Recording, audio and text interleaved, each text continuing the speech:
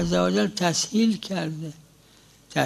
مثل شما چیزی که نمیدونید متنجسه یا طاهره، خدا تسهیل کرده. چون نمیدونید پس میشه طاهر؟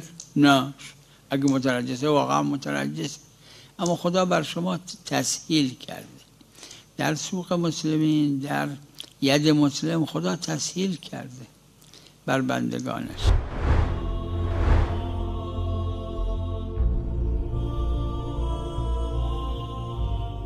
اطمینان لازم نه حاصل بشه. اگه اطمینان به خلاف بود بله، نه نمیشه.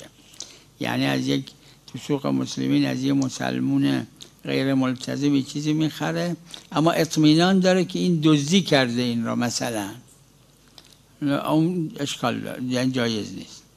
تا اطمینان به خلاف نباشه، حتی و علاوه ظن به خلاف، یعنی گمان به خلاف، یعنی 60% 70% باشه، باز اشکال. خدا تسهیل کرده.